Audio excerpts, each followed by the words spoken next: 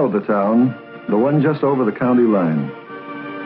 The one with the good Chinese restaurant and the movie theater that smells of popcorn. Good smell. Good people. My stake in the town, a business, a building. That is when I finish paying off the mortgage in 15 years. I assume I'll be around in 15 years. That's something you have to assume, or else there's no point in assuming.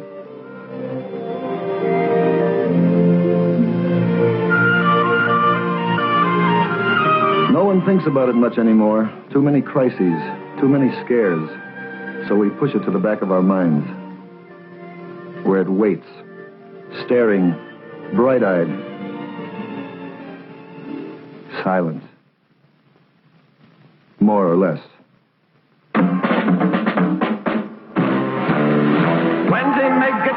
Number of family fallout shelters planned or begun in our town in the last 2 years, 189. Number completed, 5. They're gonna live in my fallout shelter. So if you want... Some say it was apathy, indifference. Others say it was all that talk about standing at the door of your home shelter with a gun and shooting your neighbor down if he tried to get in. That didn't sit well with our people. But the coming of the National Shelter Survey and the idea of finding community shelter for everyone seemed to put the matter in a brand new light. Schools, hospitals, commercial buildings, apartment houses. 168 potential community shelters which could accommodate our entire population, plus any additional shoppers or workers who might be in the area during an attack. The hypothesis, then, Mr. Mayor, is a nuclear attack. William Albemarle Groves, senior member of our Common Council, and one of the town's most trusted and respected citizens. That is the hypothesis, Mr. Groves. Unlikely, but possible from a military point of view. Your job depends upon accepting that as a premise, does it not? Dennis J. Allen, our Civil Defense Director. Shall we continue, gentlemen? By all means. The use of private structures will, of course, be up to the individual owners. But people like School Trustee McCardle have allowed the government to survey their buildings, to mark them as shelters, and to stock them with essential supplies. Well, don't make a hero out of me, Mr. Mayor. I was opposed to the idea at first, but the people in my building wanted a shelter, and I wanted to make them happy. It was just good business. Well, underneath it all, people like to know that there's somewhere to go if it happens. A bank, a store basement, a school.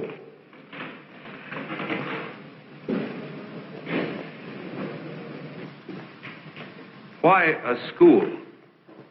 They're located where people live. They're usually the most substantial buildings in the neighborhood. And the children are there during most of the daylight hours.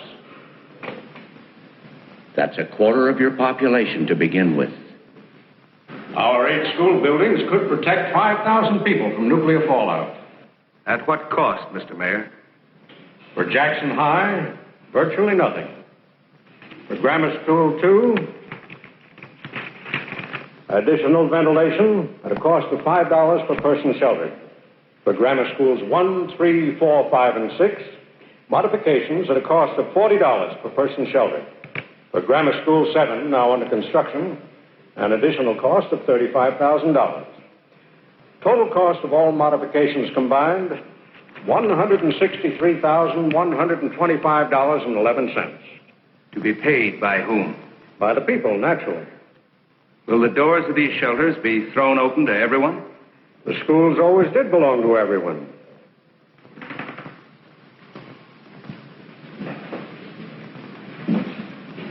Who's to pay for supplies for these shelters? All stocked by the federal government. Food, water, medicine, radiation measuring instruments. Yes. Who guards these supplies against vandalism? Who administers the shelters, conducts shelter drills, trains the people in medical aid and in the use of these radiological gadgets? Well, those things can be worked out. Or dropped entirely, Mr. Mayor. Not only is this not a matter for the schools, but in times like these, I can think of no more futile, negativistic approach than burrowing into the ground, and at these staggering costs. We can raise the money. And do without furniture, books, a cafeteria for Grammar School 2, more teachers for Grammar Schools 3 and 5, where we already have more than 40 pupils in a class. We want them to be 40 live pupils. I want them to be 40 live pupils, too. But I deny the issue is survival. Because for the first time in human affairs, to kill is to be killed, and to let live is to live. An uneasy balance, to be sure, but the beginnings of peace. Now, if we're going to spend our money, let's spend it bolstering peace. Best fallout protection we have. We all believe in working for peace, but that doesn't mean we can't take reasonable measures for defense. What is a reasonable defense against total destruction? Tell me what will be left for those people when they come up out of their holes. Shall we begin with life?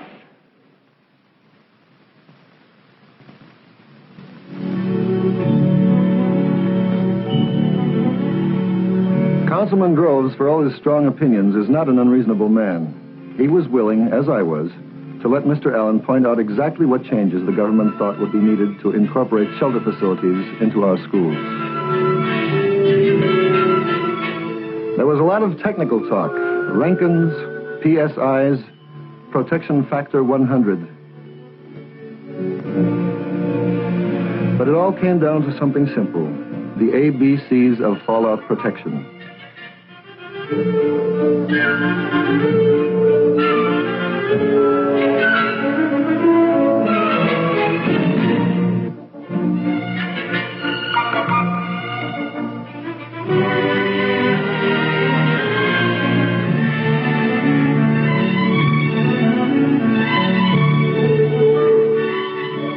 The walls and ceilings have to be thick enough to withstand deadly amounts of radiation.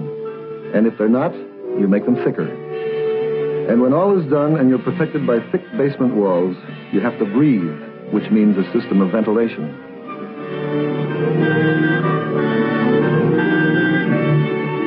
And drink, which means a plan for storing water. But I learned that basements aren't the only place to find fallout protection. We saw a room that opened on an air shaft and was shielded from every direction by heavy brick walls. This would give the room a high degree of fallout protection, even though it's above ground.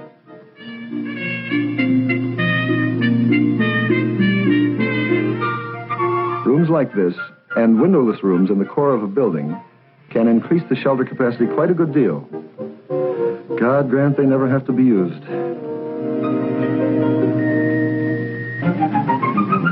A few days later, Dennis Allen requested permission to present his case for school shelters before the full membership of the Common Council.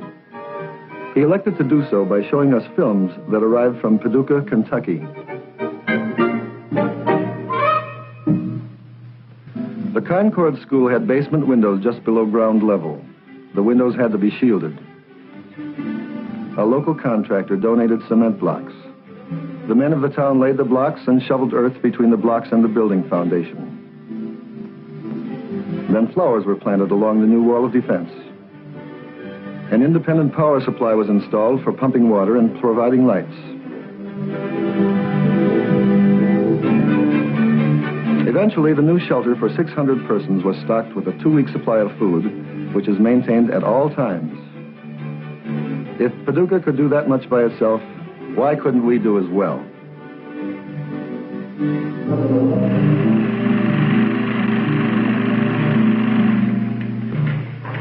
Well, gentlemen, what's your opinion?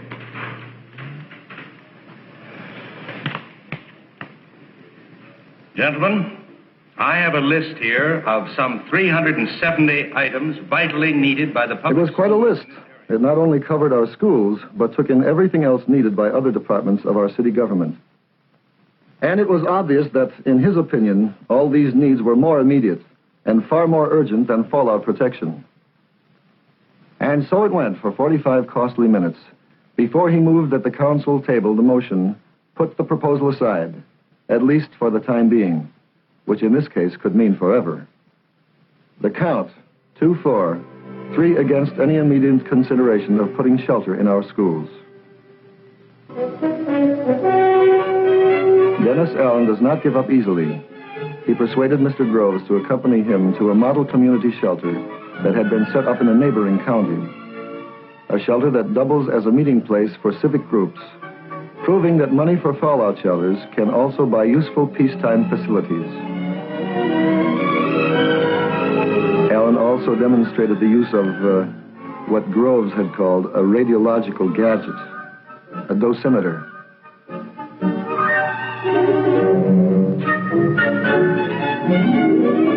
Then showed him the supplies provided by the federal government.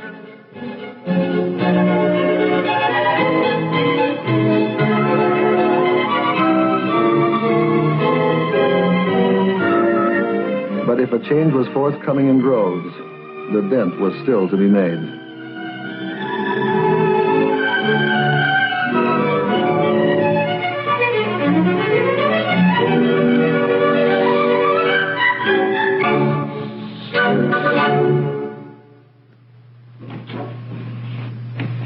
Thank you. Well, I'm sorry Mr. McCardle's off to lunch, but I'm sure I can help you. I'm flying to Capital City next Monday. I want to pick up some travel insurance. Certainly. That's Monday the 22nd. Yes. Mm-hmm. Round trip ticket? Yes. Now, who do you want as a beneficiary on this? Mrs. Alice Groves, 29 Cedar Lane. Mm-hmm. And second beneficiary? Holly Groves, age 12. Mm-hmm. Now, how much insurance do you want? Well, I should think about $500. Hello, Bill. Oh, George. I'll take over, Freddie. Fine. Thank you.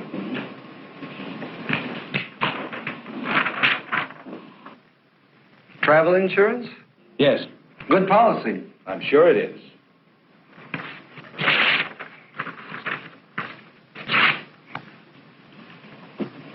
Why did you do that? Simple. I don't want you to waste your money. But you said it was a good policy. Do you realize what your chances are of being killed in an airplane crash? No. About 1 in 350,000. Practically negligible. People are killed. People are, that's true. But chances are not you with odds like that. I'm sure you can find better ways to spend your money. Well, George, I'm not doing this for myself. Yes, you mentioned your wife and child as beneficiaries. Don't they love you? Well, of course they do. How much? Very much. Well, then if you got killed, chances are they wouldn't even want to go on. Absurd. People have to go on. Even H-bomb survivors? All right. You've made your point, but my time is limited, so if you'll please get a new application. No. I wasn't fooling. I'm not going to sell you a policy. They sell them out at the airport, George, in machines. I only came here out of friendship. Show friendship to the people of this town. Give them some insurance.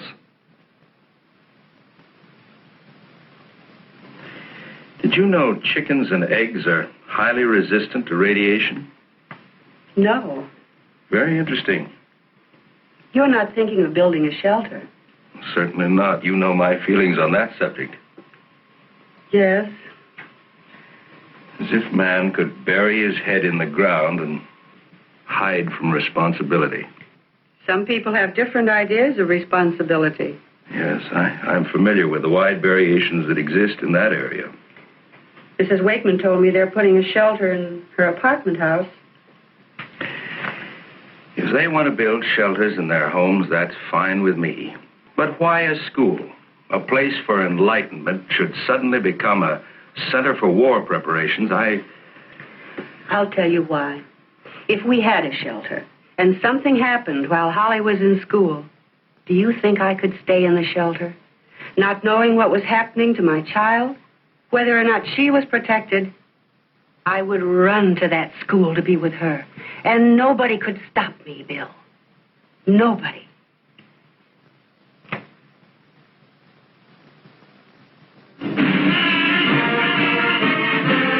It was 2 weeks later, at a public meeting in Jackson High, that I saw Councilman Groves again. First item on the agenda was a plea for money for the high school band. After which Mr. Allen had permission to address the group on community shelters. As always, he included a definition of fallout. When a nuclear weapon explodes, many tons of vaporized earth are sucked up into the cloud, and there they become radioactive. These radioactive particles fall back to the earth up to hundreds of miles from the point of explosion, forming a dangerous blanket over buildings, fields, and roads. Exposure to a large amount of fallout radiation can cause severe sickness and could result in death within a few weeks. But the danger is a temporary one, since fallout decays rather rapidly after a nuclear blast. 7 hours later, radiation level is down to 10% of the original level. 2 days later, it's down to 1%. 2 weeks later, down to 1/10 of 1%, which means that the first 2 weeks are the critical ones in which to be sheltered, assuming, of course, that you have survived the initial explosion. Question. Yes?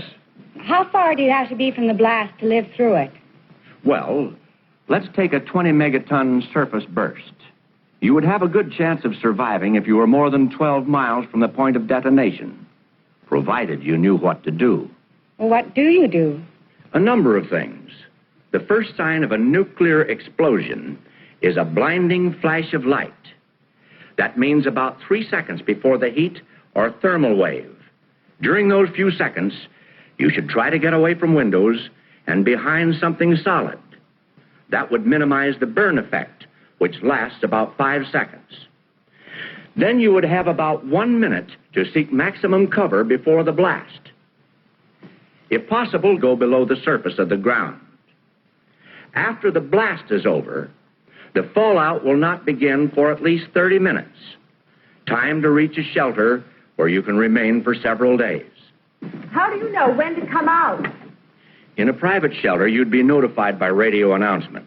In a mass or community shelter, the director would tell you when it's safe to come out. Who's he? He's the man in charge of the shelter. He'd be somebody in your neighborhood with leadership experience. Suppose the director doesn't get to the shelter in time. There's a regular chain of succession. That's all worked out in advance by the community. What if I'm in one shelter and my husband's in another? Is there some way we could communicate? Are you sure he'd want to, Harriet? There would be regular radio broadcasts with news of survivors and outside conditions. If we're going to have community shelters, why are they still pushing family shelters? Or do I just have an old pamphlet? The family shelters are still the best answer for people on farms or in other isolated areas. And if the people in the cities and towns want extra protection at home, we certainly don't discourage them. What happens when you come out of the shelter? Is there anything left outside? The fact that you've survived the initial blast will mean that a great deal remains outside. There'll be decontamination teams trained to clear necessary surface areas, such as stores where food supplies exist. Will the food be safe to eat? Most of it, yes. Canned foods and packaged foods are safe if the outside containers are washed. Fruits and vegetables can be eaten if they're washed and peeled. And meat that's been covered is fine if it hasn't been spoiled by lack of refrigeration. Can you drink the water outside? Water from most underground sources. Water that's been in pipes or tanks is fine. As for rivers and streams and lakes, normal flow and settling will get rid of most of the contamination within a few days. May I say a word, sir? Yes.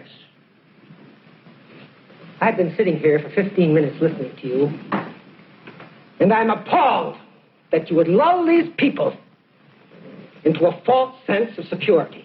I wasn't aware of any lulling. Well, you gave me the impression that we would be safe in these so-called community shelters. Safe from fallout, yes.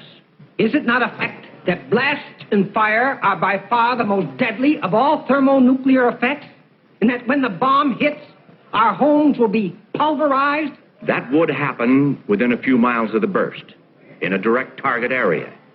I'm speaking of places where there are survivors. Do you mean to imply that we would not be a direct target area? I don't know whether we would or whether we wouldn't. Not a direct target area with our up-to-date chemical plant and our modern county airport only 2 miles away? I can tell you from reliable sources that the enemy wouldn't have enough weapons to hit every plant and every population center in the United States. And I say we're a prime target area, sir, and that nothing can save us. You're making a lot of assumptions, sir. I'd like to point out that... May I have your attention, please? Please, may I have your attention?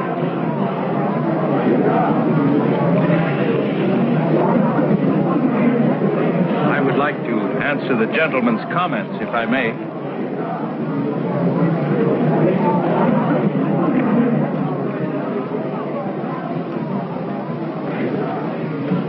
Sir, your remarks are familiar to me. I have thought them myself. I have felt them myself. The feeling of futility, of doom. And I have felt the opposite, too. The sureness that it could never happen. That it was much too horrible to happen. Then one day, realized that these two apparently opposite views had much in common. Both led to complete inaction. Both allowed me the leisure of doing nothing of my unique predicament as a 20th century man. I had faced two possibilities: world peace and world destruction. I was notably reluctant to face the third, the possibility of a nuclear war in which some will survive. The most difficult of all to face because it requires intense preparation, sacrifice, money, for a day we hope will never come. If it doesn't, and the world is spared, who will care how much these things have cost? If it comes, and we are ready, then whatever we have spent beforehand will be cheap. You might say a form of insurance. Ladies and gentlemen, I ask your assistance in financing the construction of shelters in our public schools.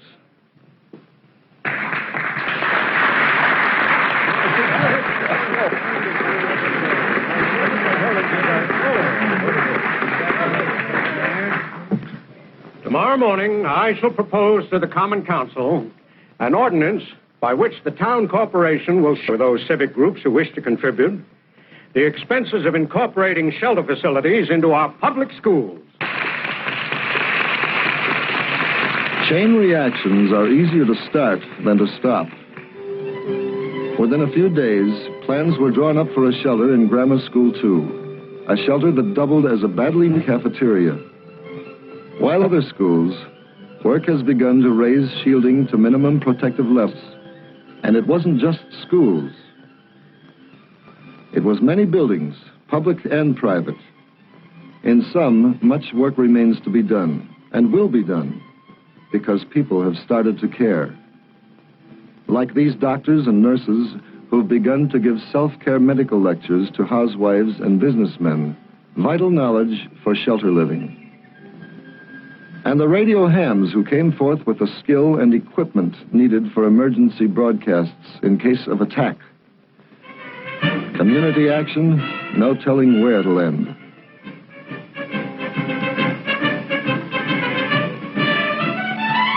You know the town, the one just over the county line, the one with a good Chinese restaurant, and the movie theater that smells of popcorn. Come around and have some. We'll be here.